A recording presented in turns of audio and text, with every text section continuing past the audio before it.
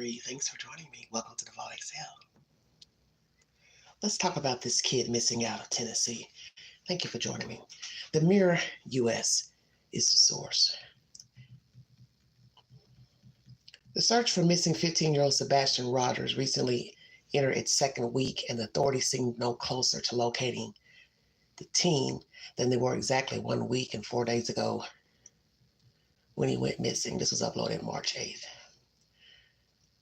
Rogers, who is on the autism spectrum, disappeared from his home in Hendersonville, Tennessee on February 26, and since then there have been no signs of the missing teen, as drones, dogs, horses, boats, even helicopters scour the area alongside residents in search of the boy. This week, the search reportedly took investigators to Kentucky to search a landfill, the same one where trash from Rogers' home is taken, in the hopes that they might find him or his body at the site. Local station WKRN2 reported. But what exactly led investigators to the site? And what have they tried so far in the desperate hunt for young Rogers? Here's everything to know about the search as hope wanes in the second week. And this is a photo of the area at the landfill in Kentucky. Lots of places to hide. Hendersonville, Tennessee, where Rogers lives, is a small city about 17 miles northeast of Nashville. It's littered with creeks, streams, and is nestled among the Cumberland River. Residents were told to look out for Rogers in any of the bodies of water, many of which are on residential properties, in case he fell in one or decided to take a swim. There are also some bridges in the area that he could potentially get lost under, and the city itself isn't too far from lots of wooded areas in Tennessee and nearby Kentucky, where it is believed Rogers may have ventured. One report said he may have gone as far as Clarksville, a city about 54 miles northwest of Hendersonville, and that region has caves. The landfill the authorities searched on Thursday is located in White Plains, Kentucky, about 100 miles northwest of Hendersonville. The search radius has been massive, as crews are said to have searched over 1,000 square miles, bringing in the cavalry to search for the missing teen. Given the number of places he could be and the fact that it's unknown how far he traveled, the authorities brought in everything at their disposal, from dogs and horses by which to search for Rogers on foot to drones and helicopters by which to search larger swaths of land from above. Boat teams were also deployed to search the aforementioned bodies of water, but so far the search hasn't yielded anything. There hasn't been a single sighting of Rogers since he went missing. Photograph of the young teen. Where is this boy child? Ken Widener, the director of the Sumner County Emergency Management Agency, told local WKRN2 that a group came from the eastern portion of the state to search the region's caves, dubbing them all mountainous experts. He said, so any cave that we've marked, we've had them in those caves. Members of the Tennessee National Guard were also mobilized and were seen knocking on doors in the area to search for the boy and also to raise awareness for the disappearance in the hopes that more individuals will come forward with new information if they see anything. One thing about Tennessee and the Southeast is that we're always going to have people that want to help. And we've gotten calls from people across the state for people who want to come in and help us, Widener said. The thing we got to do is to be able to manage that. So we track everybody that's on the ground. It's great to be able to call in specialized groups that do the things we can't do. It's really good. Using Rogers' favorite song. According to the teen's family, Rogers' favorite song is Eye of the Tiger, an 80s song by Survivor. So in the hopes of luring him out of wherever they felt he might be hiding, the authorities blasted the song from the vehicles they deployed in the search. And that is the set information. I guess they have a little bit more. Let's see. Let's see what they got here. Hold on one second. It says here, the authorities are desperately searching for more information, including CCTV security footage from February 25th or February 26th that might have captured the boy who was last seen wearing a black jumper, black pants, and glasses. He's 5 feet 5 inches tall, weighs about 120 pounds, and has dirty blonde hair. An Amber Alert as issued for the boy by the Tennessee Bureau of Investigation, TBI, which began as an endangered child alert for ROGERS the morning he went missing. It indicated that there was reasonable belief by law enforcement that an abduction has occurred and the child is in imminent danger of serious bodily injury or death, according to the Department of Justice. Here's a picture of the boy child and the mother. Almost a week missing. Where is he? Thank you for joining me. Welcome to the Vault XL. I came on for live number 3 by accident. I had no plan to come back on, but someone commented to my comment under a YouTube news video a little while ago. And the person said that, they want to have hope that the child is alive and that, parents aren't involved. But they thought about something the mother said during that interview with the news. She said to the child, "You can come home, you won't be in trouble." I might be paraphrasing a bit. You won't be in trouble. What does that mean exactly? Now, I'm not here to say that he was abducted by a family member, father, because he lives with the mother and her husband. I'm not here to say the parents are involved, the mother and the stepfather. I don't know what happened to the child. I don't know if he ran away. I don't know if he felt threatened, if he just wanted to wander off at that time of the morning. But the problem with me is the obvious. When there is no visual of a child or even a grown-up, that's when I get a little suspicious. Now, could a child been kidnapped by a sadist? Of course.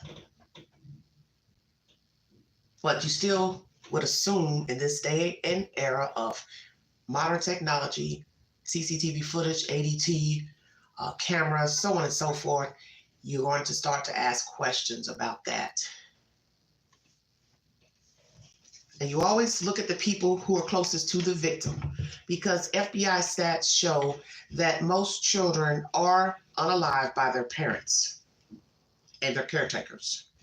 So is this a case of a child being hurt, harmed by a parent, mainly the two who are taking care of him, the mother and the husband, stepfather rather? He would not walk away, run away rather. She also mentions why would he walk out? Did he walk out? Because that's an interesting statement. Can't believe he would walk out. So did the child walk out of the door? Run out of the door? Front door, back door? So let's go with the front door.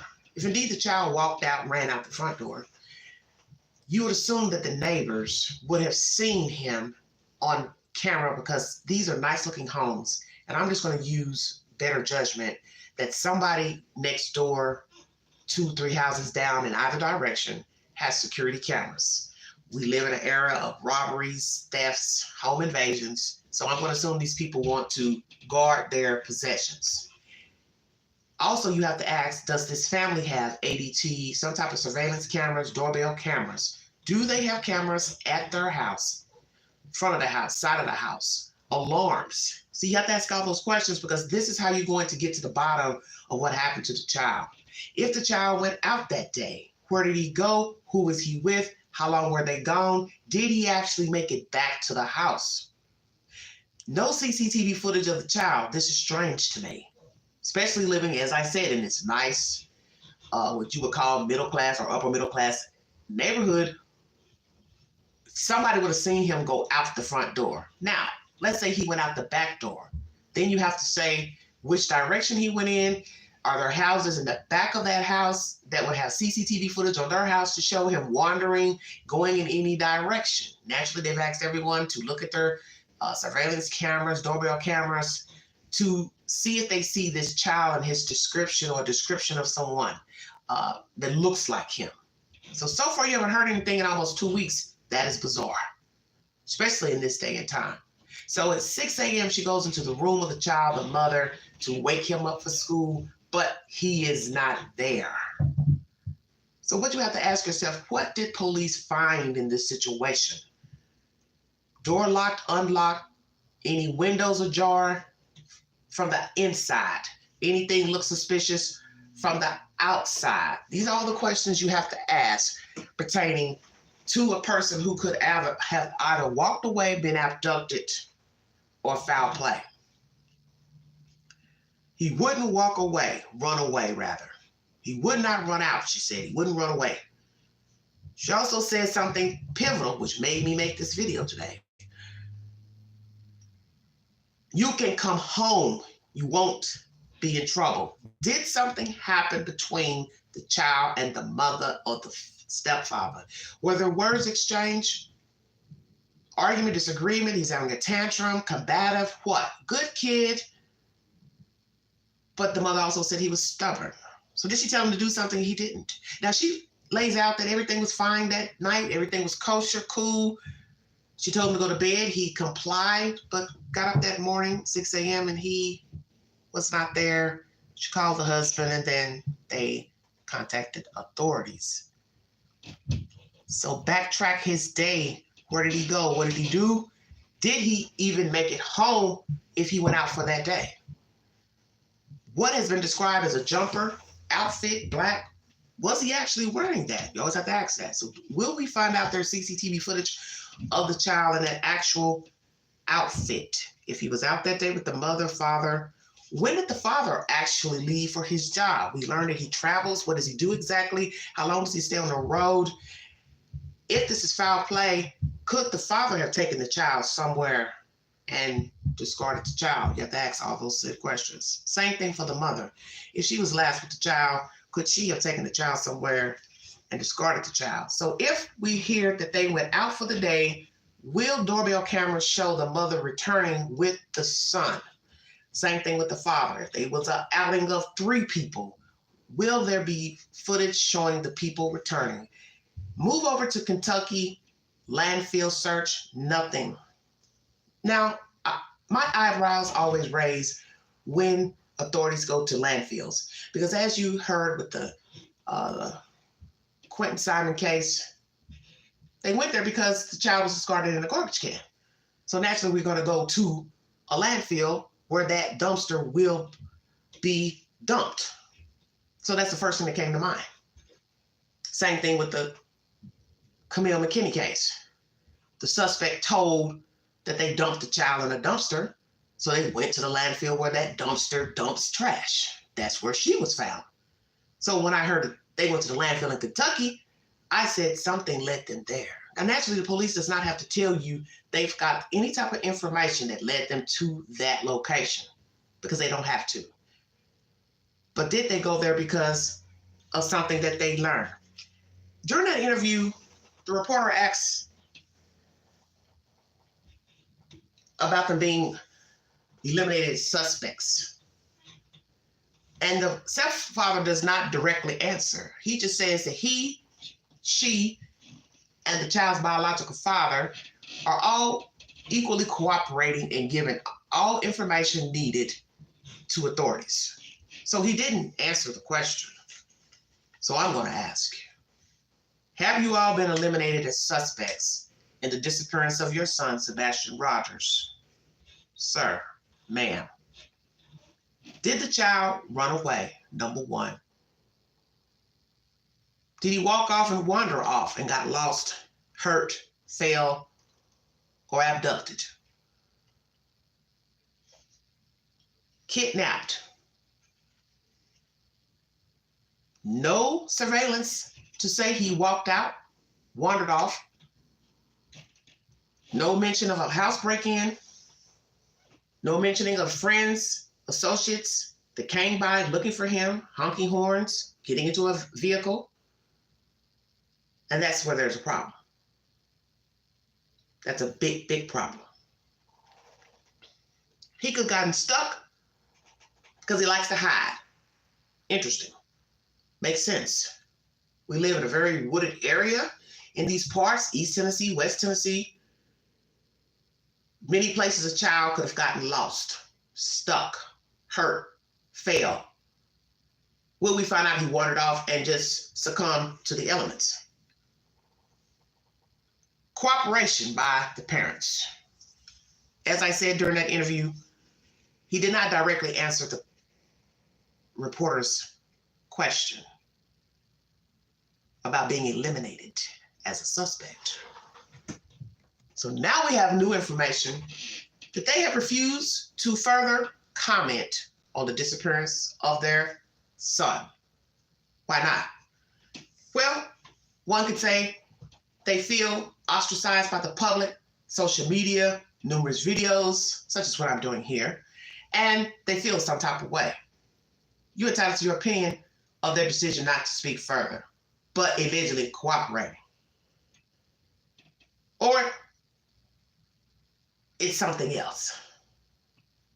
You don't want to speak anymore because maybe behind closed doors, you feel some type of way with law enforcement about the questions they have asked, about their techniques and their tactics in getting to the bottom of the disappearance of your son. Because you see, you're not going to know everything that goes on in a case until somebody starts to spill the tea. So I'm going to go now into the belly of the beast, the part that they probably don't like and why they are not speaking to authorities. Are they suspects in the disappearance of Sebastian? And that is why they've decided not to further give details about the case, because they don't like the questioning, they don't like the snooping, the fact that they were at the home taking pictures, looking in the yard. Are we hearing anything about digging up of anything, any type of tools used to go over any loose soil? Because one might get offended. The FBI or TBI comes in with tools going over the lawn. Now the people might feel some type of way, like, okay, wait a minute, why are you in my yard? Why are you using tools and running machines? I didn't do anything. I didn't hurt this kid. But it's their job. So do they feel some type of way because of tactics used by law enforcement, questioning, still coming to the house, talking to neighbors, going through the trash, so on and so forth? But this is the job of law enforcement. It's not to take it personal. Your child is missing. You reported the child missing. It is the job of law officials to try to ascertain what happened to your child. Why have they decided to not further discuss any details with the media? I don't know. But I tell you what will be interesting is if we find out down the road that it's way deeper than, I just don't want to talk to the media, but I'm cooperating. Will we find out they have stopped cooperating with law officials and they have acquired an attorney? This happens with many people. Some may say, oh, well, you must be guilty. You hired a lawyer. Or, as I said, everything's about interpretation. Maybe they're not guilty, but they don't like the line of questioning. They feel some type of way by law officials. Maybe law officials have said something that make these people feel like they are deemed guilty parties. So they go hire an attorney, stop talking to law officials, and let the wranglings go on between an attorney and the police. Will we find out they've hired a lawyer and they are not speaking to law officials? The other parent, does he have a stake in this disappearance? Could it be he wanted his kid all to himself, found a way to get the kid, lure the kid out, or what? Sent somebody to get the kid? I don't know. Just trying to decide what is the truth about this kid. But as I said, when you use deduction, and you deal with realism and stats, children are rarely kidnapped, abducted.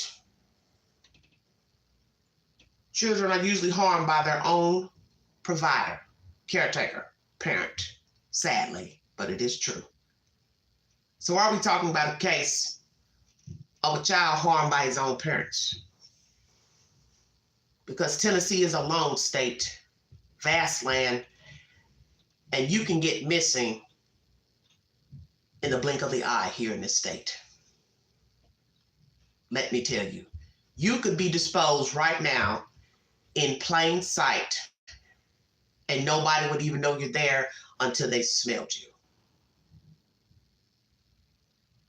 Because I live in East Tennessee, it is mountainous here, and you can get gone, and be right under a person's nose. I'm not here to accuse these people or any family members of abduction or harming a child, but the fact that there is cameras to just say, well, we saw him walking in this direction, he was running in this direction, he got in a car sat outside the house. That's bizarre to me. If I'm going to believe no one related to the child is involved, checkmate. So that leaves wandering out the back door, and nobody has any type of camera work at the back of the house. So you have to ask yourself, once again, the layout of the back of the house. Does the back of the house face other houses? And those houses have CCTV footage, and it turned up nothing. Is this a case of a child harmed? Are we looking at people sitting on TV lying about what happened to Sebastian Rogers? Because when you go into YouTube Q, social media, news break, the news itself, articles, it is all you see every day. A child missing, a child harmed, a child abused. Some people knew, didn't say anything. Some people told DHS that they took their time, they investigated, they left the children in the care, or nothing was said or nobody knew. Child goes missing, thousands of excuses of where the child is, and then poof, voila, one day remains pop up. I pray that that is not the case with this boy child. But when you look at the stats, when you look at the fact they have nothing on camera, I'm very leery. Is this a case of people tired of an autistic child, became disgruntled, disgusted with rearing a child? He became too much to handle. They wanted freedom. Because you see, you hear this type of nonsense a lot with child rearing. The parent becomes disgusted. They get tired of rearing the child. They get tired of fooling with the child. They get tired of taking care of the child. They no longer want to parent, co-parent. They're done. They've checked out. Did these people check out of child rearing? Did the child become too much to handle? He became combative, too much to deal with, rambunctious, wayward. But they're not telling us the truth of what actually was going on behind closed doors. What is the truth? Because the one thing you always have to remember about true crime, his side, her side, and the truth. And everything's based on a version. Because what I tell you does not mean it's the truth. What I put on a report does not have to be the truth, as we learned with the Rebecca Hallington case here in Knoxville, Tennessee. Numerous lies about a 5-year-old girl's death. And one would have to say there had to be a reason for all the lies. Allegedly, the 2-year-old shot the child. But a jury said, hell no. You are guilty of reckless homicide. Now, whether they actually believe the 2-year-old did it or the mother did it, the point is, they found her guilty. And that's another thing. When people lie, there's a reason. Are these parents telling the truth about their last dealings with the child? Because now I need to know, when did the father leave for work? Did he go out of town that morning, that afternoon, or that evening? Where does he work? Different locations, truck driver, what are we talking about? Will we hear that this child is unalive and found in an entirely different location, state, different part of Tennessee? Then one's going to ask the ultimate question. How did he get there? And I'm also debunking all this nonsense in this article about Clarksville and all these other places. How in the world would a child on foot get up? Come on now. He would be tired of walking at some point, don't you think? Where is this boy child? Walked away, ran away, succumbed to the elements, kidnapped, or harmed by his caretakers. And like I said, if he is not alive, his remains are revealed, and revealed somewhere else besides Hendersonville, Tennessee, far away. Then we have to ask the ultimate question. Who put him there? And how did he get there?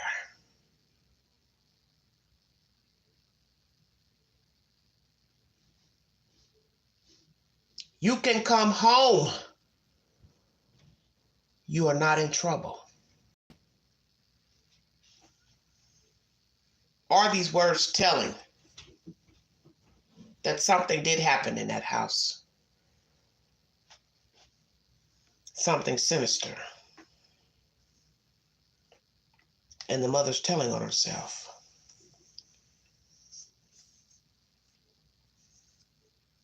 What is the truth? Where is Sebastian Rogers?